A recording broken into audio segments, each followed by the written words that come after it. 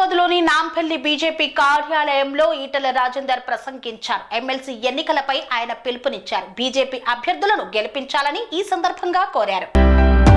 ఆదిలాబాద్, నిజామాబాద్, మెదక్, కరీంనగర్ జిల్లాల teachers MLC అభ్యర్థిగా మల్కా Komaraiah, graduate MLC అభ్యర్థిగా అంజిరెడ్డి, ఖమ్మం, వరంగల్, నల్గొండ టీచర్స్ ఎమ్మెల్సీ అభ్యర్థిగా సరోత్తం రెడ్డిలు బీజేపీ తరపున బరిలో ఉన్నారు. ఇప్పటికే విస్తృత ప్రచారం జరుగుతోంది. బీఆర్ఎస్ పార్టీ పరంగా అభ్యర్థిని నిలబెట్టలేకపోయింది. కాంగ్రెస్ కూడా ఈయన మా అభ్యర్థి అని నిలిపే ప్రయత్నం చేయలేదు. పట్టభద్రులు, టీచర్లు సామాజిక దృక్పథం, ప్రాపంచిక దృక్పథం ఉన్నవారు స్వాతంత్ర ఆలోచనతో ఓటు వేస్తారు.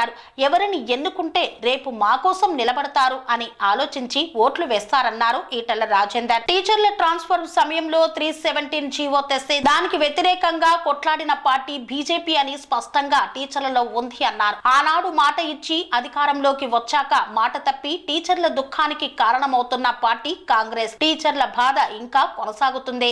అందుకే మా అభ్యర్థికి ఓటు వేస్తే మీకు సంపూర్ణంగా అండగా ఉంటామని పిలుపునిచ్చారు. గ్రాడ్యుయేట్లు కూడా ఉద్యోగాలు లేక ఇబ్బంది పడుతున్నారు. అమెరికా సైతం ఆంక్షలు విధించిన నేపథ్యంలో మన పిల్లలకు మనమే ఉద్యోగ అవకాశాలు కల్పించాలి.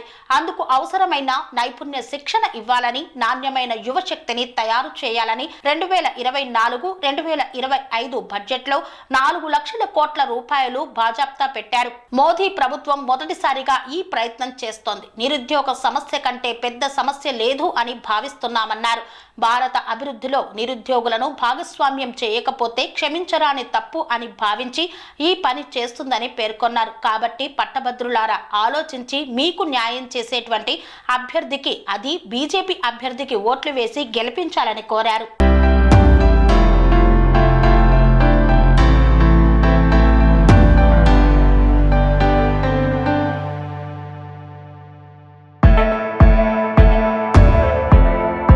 తెలంగాణలో ఎమ్మెల్సీ ఎన్నికలు జరగబోతూ ఉన్నాయి.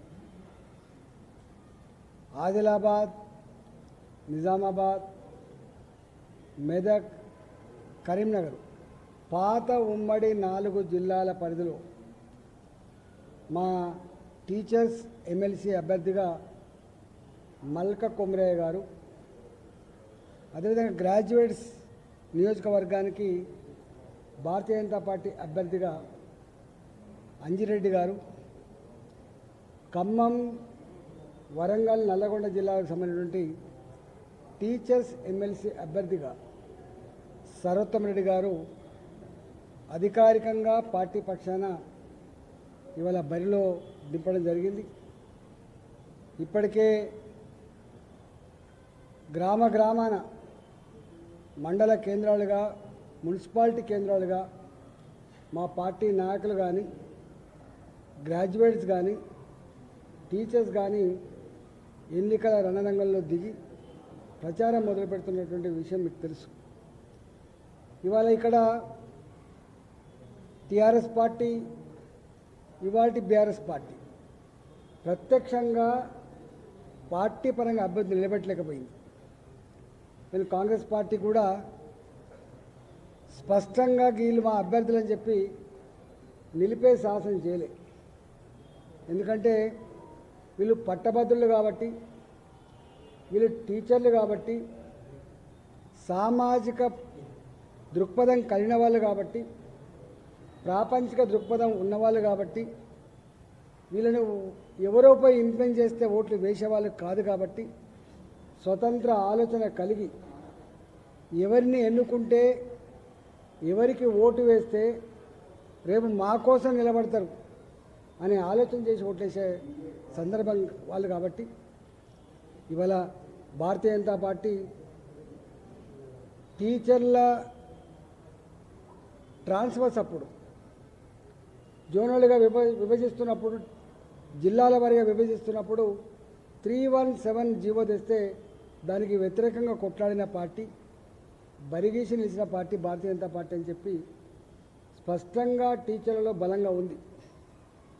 ఆనాడు ఇదే అంశానికి కాంగ్రెస్ పార్టీ మాట ఇచ్చి అధికారం వచ్చిన తర్వాత వెంటనే అమలు చేస్తామని చెప్పినట్టు కాంగ్రెస్ పార్టీ మాట తప్పితే ఇవాల్టి కూడా ఆనాడు ఏ దుఃఖమైతే మా టీచర్లో ఉన్నదో, ఏ బాధ అయితే వాళ్ళు అనుభవిస్తూ ఉన్నారో అది కొనసాగుతూ ఉంది. కాబట్టి మా టీచర్లకి మా రెండు, ఒకటి కరీంనగర్ కేంద్రంగా ఒకటి వరంగల్ కేంద్రంగా ఉండేటువంటి టీచర్స్ ఎమ్మెల్సీ అభ్యర్థుల ఎన్నిక సందర్భంలో మీరు ఆలోచన చేసి ఎవరు మీ పక్షాన ఉంటారో మీరు అవగాహన ఉండాలి. కాబట్టి ఇలా భారతీయ జనతా పార్టీ బలపరిచిన అభ్యర్థిని మీరు గెలిపించండి.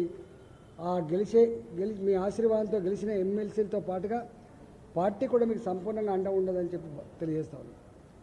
అదేవిధంగా గ్రాడ్యుయేట్స్ విషయంలో కూడా ఇవాళ చదువుకొని ఉద్యోగాలు లేక ఎంత ఇబ్బంది పడుతున్నారో మనం చూస్తూ ఉన్నాం. కాబట్టి ఈ మధ్య కాలంలో కేంద్ర ప్రభుత్వమే స్వయంగా ఈ దేశాన్ని పట్టి పీడిస్తున్న సమస్య మాత్రమే కాకుండా ప్రపంచవ్యాప్తంగా కూడా నిరుద్యోగ సమస్య తాండవిస్తూ ఉంది.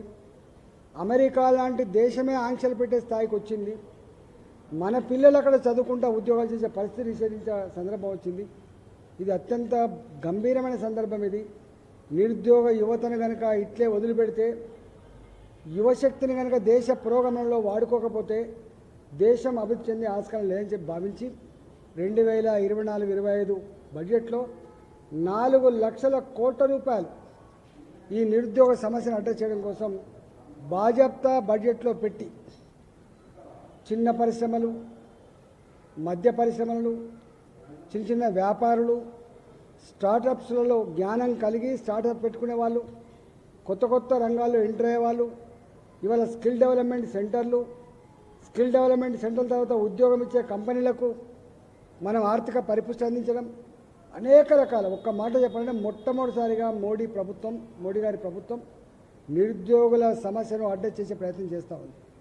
మొన్నటి బడ్జెట్లో కూడా మళ్ళీ బాజాప్తా అనేక రకాల స్కీములు ప్రకటించి ఉంది. అంటే భారతీయ జనతా పార్టీ నరేంద్ర మోడీ గారి నాయకత్వంలో కేంద్రంలో ఉన్న ప్రభుత్వం ప్రపంచవ్యాప్తంగా ఉన్న నిరుద్యోగ సమస్య చాలా భయంకరమైంది.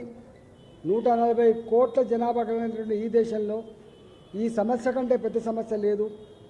దేశంలో 5వ ఆర్థిక వ్యవస్థగా ఎదిగిన మనం రేపు 3వ ఆర్థిక వ్యవస్థగా ఎదగాలంటే యువశక్తి కనుక భాగస్వామ్యం కాకపోతే, యువశక్తిని కనుక వాడుకోకపోతే, యువశక్తిని పురోగమనంలో ఇన్వాల్వ్ చేయకపోతే ఇవాళ క్షమించాలని నేరం చేస్తున్న వాళ్ళమని చెప్పి గ్రహించి ఇవాళ నిరుద్యోగ సమస్య కోసం ఇవాళ బాజాప్తా 2024-25లో 25-26లో నిధులు కేటాయించి సమస్యను అడ్రస్ చేస్తున్న ప్రభుత్వం కాబట్టి, పార్టీ కాబట్టి ఇలా నిరుద్యోగ యువకులారా మీరంతా కూడా ఆలోచన చేయండి.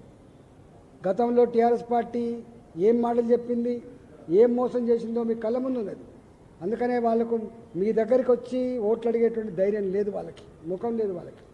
కాంగ్రెస్ పార్టీ కూడా ఇవాళ సంవత్సర కాలంలోనే అన్ని వర్గాల చేత చీకొట్టించుకుంటున్న ప్రభుత్వం, గీ ప్రభుత్వం అని చెప్పి అనుకునే ప్రభుత్వం ఎంత ఇష్టంగా తెచ్చుకున్నావో అంత అసహించుకున్న సందర్భం. కాబట్టి కాంగ్రెస్ పార్టీ నైజమైందో, కాంగ్రెస్ పార్టీ ఆలోచన ఏందో అర్థమైంది. కాబట్టి ఇవాళ కాంగ్రెస్ పార్టీ మీద కూడా విముఖత ఉంది. కాబట్టి ఇవాళ నేను నిరుద్యోగ యువతకి, పట్టభద్రులకు నేను వినమ్రంగా విజ్ఞప్తి చేస్తున్నాం. అనేక రకాల ప్రలోభాలు పెడతారు, అనేక రకాల ఆశలు చూపే ప్రయత్నం చేస్తారు, అనేక రకాల ఒత్తిళ్లు పెంచే ప్రయత్నం చేస్తారు. స్వేచ్ఛగా, నిజాయితీగా ఇవాళ పట్టభద్ర నియోజకవర్గంలో భారతీయ జనతా పార్టీ అభ్యర్థిని గెలిపించాలని చెప్పి ఈ సందర్భంగా మేము విన్నవిస్తూ ఉన్నాం. మేమందరం మా గౌరవ పార్లమెంట్ సభ్యులు కావచ్చు, గౌరవ శాసనసభ్యులం కావచ్చు, పార్టీలో ఉన్నటువంటి నాయకులంతా కూడా పూర్తి స్థాయిలో ఈ నెల ఫిబ్రవరి 27వ తారీఖు జరిగేటువంటి ఎన్నికల్లో పార్టీ అభ్యర్థుల గెలుపు కోసం ఇవాళ మొత్తం యంత్రాంగం అంతా కూడా దీని మీదనే కేంద్రీకృతమై రేపు పనిచేయబోతున్నాం. మా కార్యకర్తలకు, మా నాయకులకు మాత్రమే కాకుండా టీచర్లలో ఉన్నటువంటి వాళ్ళు కావచ్చు, లేదా పట్టభద్రులు కావచ్చు, ఎక్కడికక్కడ పట్టుబట్టాలని చెప్పి కోరుతా ఉన్నా. ఇవాళనే పొద్దున TUTF, తెలంగాణ ఉద్యమంలో UTF విడిపోయి TUTF ఏర్పడ్డది, తెలంగాణ యునైటెడ్ టీచర్స్ ఫోరం. ఇవాళ నాకు పొద్దున లెటర్ ఇచ్చిండ్రు, యునానిమస్గా మేము టీచర్స్ ఎమ్మెల్సీ అభ్యర్థులకి భారతీయ జనతా పార్టీకి సపోర్ట్ చేస్తామని చెప్పి ఒక వామపక్ష భావజాలం కలిగినటువంటి పార్టీ. ఇంతకుముందు CPFకు అనుబంధంగా ఉన్నటువంటి UTF, దాని నుంచి తెలంగాణ మధ్యలో చీలిపోయిన టీచర్స్ సంఘం ఈరోజే మాకు ఉత్తరం ఇచ్చింది. ఆ ఉత్తరాన్ని కూడా మీకు పెడతా. ఇవాళ ఇక్కడ మీరు ఒక్కటే గుర్తు, ఇవాళ రైటిస్ట్లా లెఫ్టిస్ట్లా కాకుండా ప్రజల కోసం ఆలోచించే వాళ్ళు ఎవరు, ఇవాళ టీచర్ల కోసం ఆలోచించే వాళ్ళు ఎవరు, పట్టభద్రుల కోసం ఆలోచించగలరో ఆచితూచి అడుగులు వేయాలని ఇవాళ వినమ్రంగానే విజ్ఞప్తి చేస్తున్నాను. అనురాగానికి అమ్మ ఆదర్శం, ఆరోగ్యానికి Shri Sai homeo stores and clinic. అనుభవం, అర్హత, అంకిత భావం కల డాక్టర్లచే చికిత్స. అన్ని రకాల ఆరోగ్య సమస్యలకు నమ్మకమైన ఎంపిక Shri Sai homeo stores and clinic. Diabetes, కీళ్ల నొప్పులు, సయాటికా, వెన్నుముక సమస్యలు, థైరాయిడ్, నిద్రలేమి, మానసిక సమస్యలు, ఋతు సమస్యలు, అన్ని రకాల దీర్ఘకాలిక వ్యాధులకు ప్రత్యేక హోమియో వైద్యం. అందరికీ అందుబాటులో అంతర్జాతీయ హోమియో వైద్యం Sri Sai homeo stores and clinic. మీ ఆరోగ్య సమస్య ఏదైనా ఇప్పుడు పరిష్కారం సాధ్యం. సైడ్ ఎఫెక్ట్ లేని వైద్యంతో సంపూర్ణ ఆరోగ్యం కొరకు సంప్రదించండి Sri Sai homeo clinic and stores, Bhavani Nagar, Ambedkar Nagar road, old Alwal, Secunderabad. సంప్రదించాల్సిన ఫోన్ నంబర్స్ 9000751751 మరియు 9000422525.